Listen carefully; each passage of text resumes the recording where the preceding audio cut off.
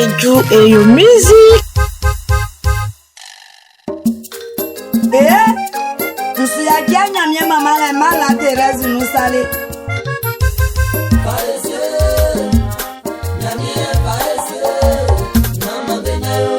Et trop clolo écran Jacques. Baba a qui vieux quoi o. Mama Dani, ba Fabrice ko Virginia o. Josie Famisier. Gloria bien Famisier. Adialua o Famisier o. Ya jo Famisier o. Nya mama benyamio. Prends-moi dans tes bras. Jésus, prends-moi dans tes bras. Gardez-moi aux yeux contre mes ennemis.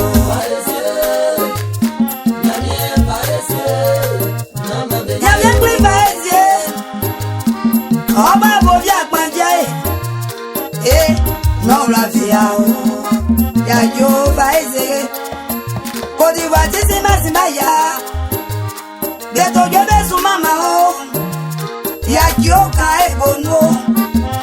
Jésus faisier. Jérémie Boissy, Kaoulé TV, Faïsé. Si la comme ça va, monsieur Oléoé.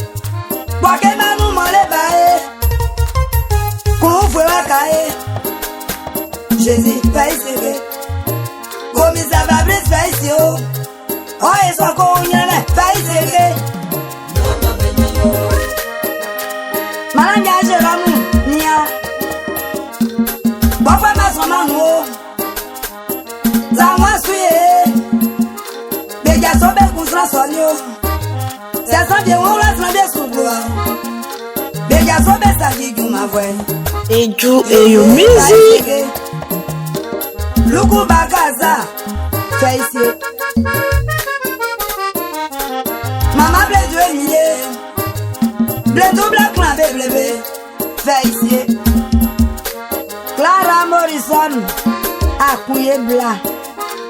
Si le colonel major, après à Grégoire, Faïsé o.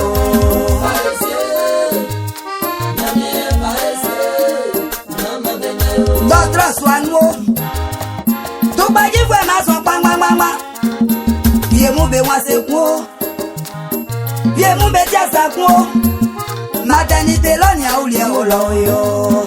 Blasia contre ou lien. Golimi alors ça est au d'enfant. Faïsé. Tout quoi qui femme va baisser. Oh et sobe ou y'en est va baisser. Oh et sobe ou qui s'en vient les masiga tomare. S'en vient les masiga di malio. Miaka aïe kalmasoni.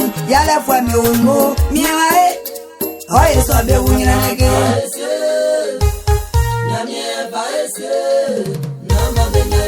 Apo de Londres, Nyamie Fessieke, Tibi Kwai Daviti, Assembolo Directe Nyole, Telasu, Agua, Jésus, la bola,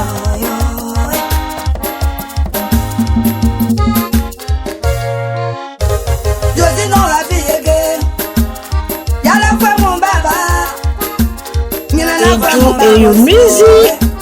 Jésus va baisser. Atié ça ouais mais on voit nous. Moi nous dans les bols bae. Arrange Dimitri, moi n'y a du aoyo. Jésus va baisser.